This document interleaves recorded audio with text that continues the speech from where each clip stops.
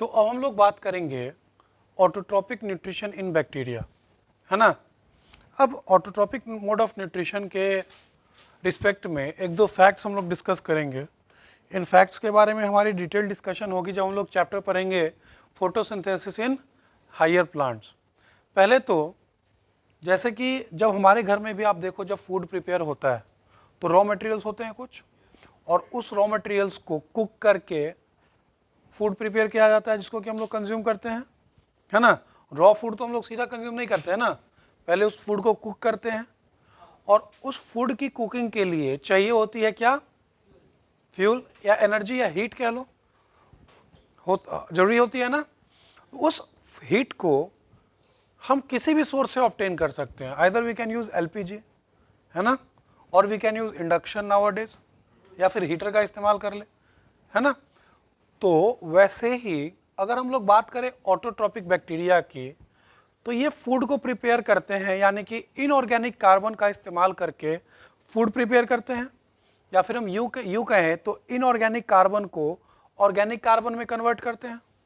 Bacteria जब photosynthesis करेंगे then the end product will be glucose. क्या होगा, या फिर आप इन जनरल ये बात मान के चलो कि कोई भी ऑर्गेनिज्म जब फोटोसिंथेसिस करता है तो एंड प्रोडक्ट क्या बनना है, ग्लूकोज। तो चूंकि ये भी फोटोसिंथेसिस कर रहे हैं तो इनका भी जो एंड प्रोडक्ट बनना है वो बनना है ग्लूकोज। और इसको अगर हम कह रहे हैं ऑटोट्रॉपिक मोड ऑफ न्यूट्रिशन, तो ग्लूकोज बनाने के लिए जो कार्बन चाहिए उसका सोर्स क्या होगा, inorganic source, atmospheric carbon dioxide होगा। तो basically autotrophic mode of nutrition में ये क्या करेंगे, एटमॉस्फेयर के जो CO2 है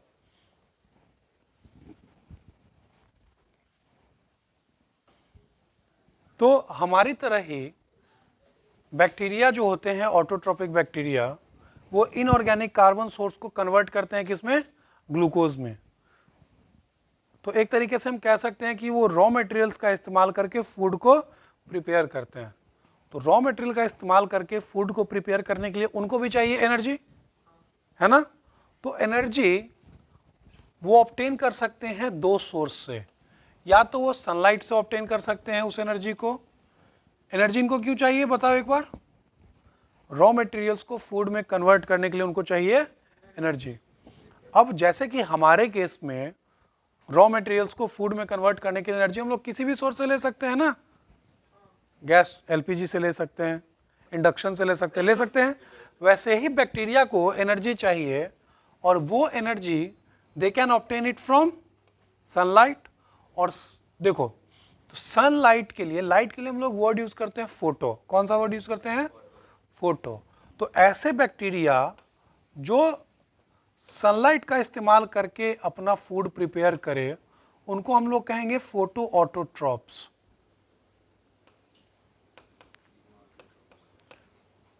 अब कुछ बैक्टीरिया ऐसे भी होते हैं जो फूड को प्रिपेयर करने के लिए जो एनर्जी चाहिए होती है, that energy they obtain from the chemical reactions occurring in their surrounding. उनके सराउंडिंग में या उनके अंदर जो केमिकल रिएक्शन होती है, आप लोग केमिस्ट्री में पढ़ते होंगे एक्सोथर्मिक रिएक्शन। एक्सोथर्मिक रिएक्शन जिससे हीट निकले, तो उस हीट को कैप्चर करके जो बैक्टीरिया अपना फूड प्रिपेयर करे, उन बैक्टीरिया को हम लोग क्या कहेंगे, कीमो ऑटोट्रॉप्स।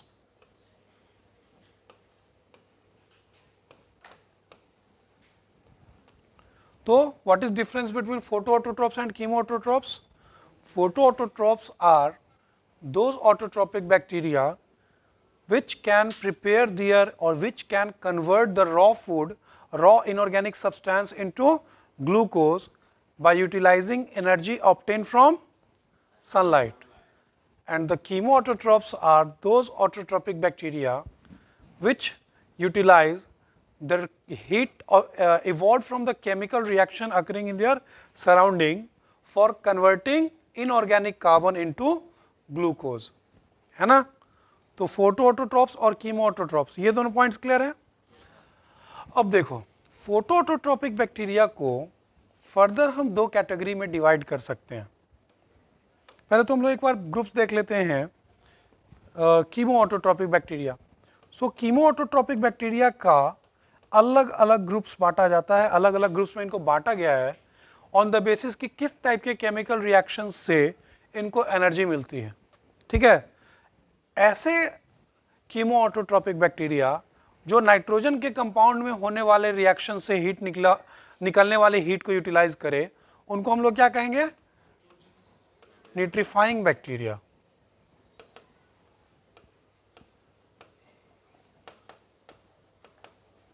अगर हम बात करें दूसरे ग्रुप के, तो कुछ बैक्टीरिया ऐसे होते हैं जिनको फूड बनाने के लिए जो हीट चाहिए होता है, वो हीट उनको मिलता है आयरन के कंपाउंड्स में। आयरन के कंपाउंड का जो रिएक्शन चल रहा होता है, आयरन के कंपाउंड से रिएक्शन के दौरान निकलने वाले हीट से जो बैक्टीरिया अपना फूड प्रिपेयर करे, उनको हम क्या कहेंगे? Iron bacteria.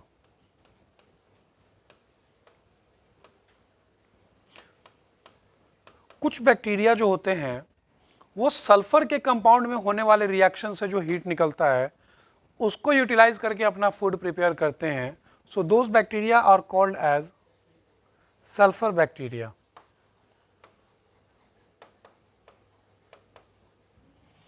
एंड कुछ बैक्टीरिया का ग्रुप्स ऐसा है जिनको हीट फूड बनाने के लिए जो चाहिए वो ऑब्टेन करते हैं from the compounds of hydrogen. So fourth category of the bacteria is the hydrogen bacteria. So chemoautotrophs bacteria कितने टाइप्स के हो गए? Nitrifying bacteria, iron bacteria, sulphur bacteria and hydrogen bacteria.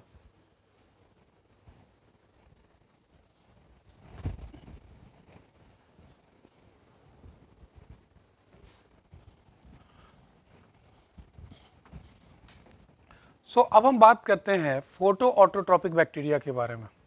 Photo autotropic bacteria are those bacteria जिनको raw materials को food में convert करने के लिए एनर्जी जो चाहिए वो ऑब्टेन करते हैं वो सनलाइट से, है ना।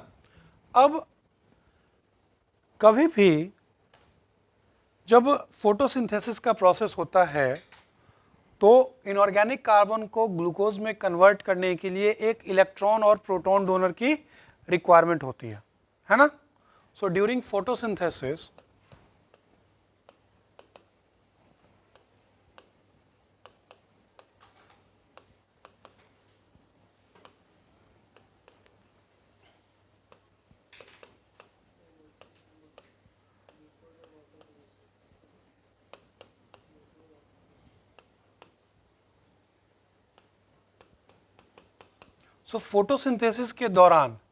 फोटोसिंथेसिस के दौरान जो रिएक्शंस चल रहे होते हैं, उन रिएक्शंस के कंप्लीशन के लिए, वो रिएक्शंस कंप्लीट स्टेज तक पहुंच सके, इसके लिए ज़रूरत होती है एक इलेक्ट्रॉन और प्रोटॉन के डोनर की, है ना।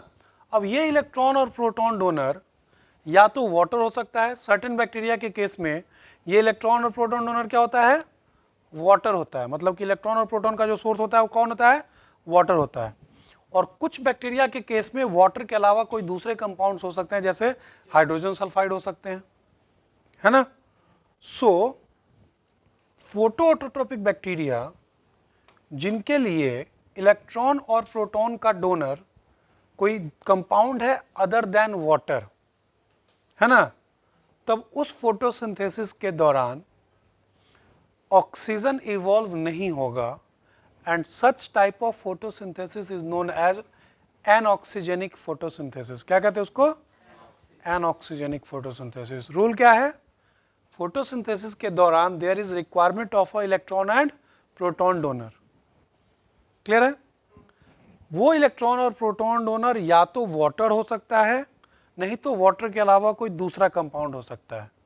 अगर इलेक्ट्रॉन और प्रोटॉन डोनर वाटर के अलावा कोई दूसरा कंपाउंड है तो उस दौरान फोटोसिंथेसिस के दौरान ऑक्सीजन इवॉल्व नहीं होगा, ऑक्सीजन प्रोड्यूस नहीं होगा, and such type of photosynthesis is known as anoxygenic photosynthesis, है ना। और वही हम बात करें कुछ दूसरे ग्रुप ऑफ बैक्टीरिया की, तो कुछ बैक्टीरिया ऐसे होते हैं जो फोटोसिंथेसिस के दौरान इलेक्ट्रॉन और प्रोटॉन डोनर के रूप में इस्तेमाल करते हैं वाटर का। किसका इस्तेमाल करते हैं? और जो बैक्टीरिया फोटोसिंथेसिस के लिए वाटर का इस्तेमाल करें as electron and proton donor, ऐसे बैक्टीरिया के फोटोसिंथेसिस के दौरान ऑक्सीजन इवॉल्व होता है ना, and such type of photosynthesis is called as oxygenic photosynthesis. क्या कहते हैं उनको? ऑक्सीजेनिक फोटोसिंथेसिस, है ना। तो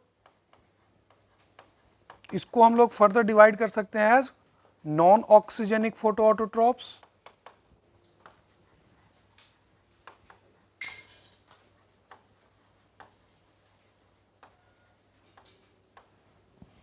and the second group will be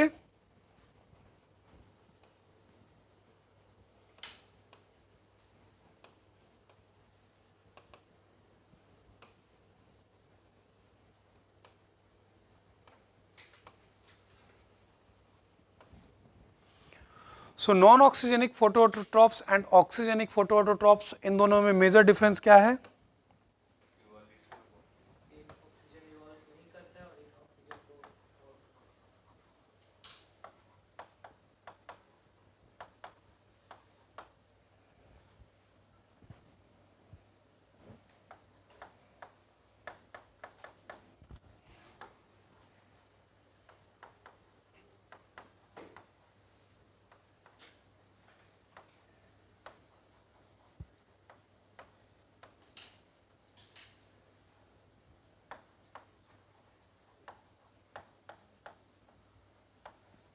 ठीक है।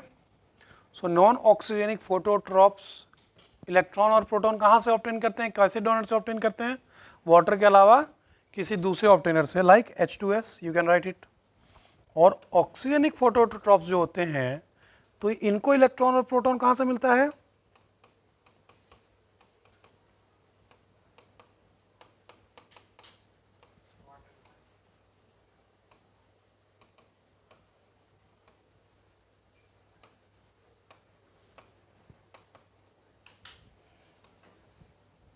तो ये वाटर से इलेक्ट्रॉन और प्रोटॉन को, मतलब इनके केस में इलेक्ट्रॉन और प्रोटॉन डोनर वाटर होता है, तो ये क्या करेंगे?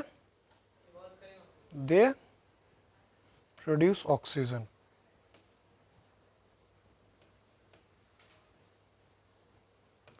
आगे चल के जब हम लोग पढ़ेंगे इवोल्यूशन के टॉपिक को, तो इवोल्यूशन के चैप्टर को, तो वहाँ पे हमारा एक टॉपिक होने वाला है ऑरिजिन ऑफ लाइफ।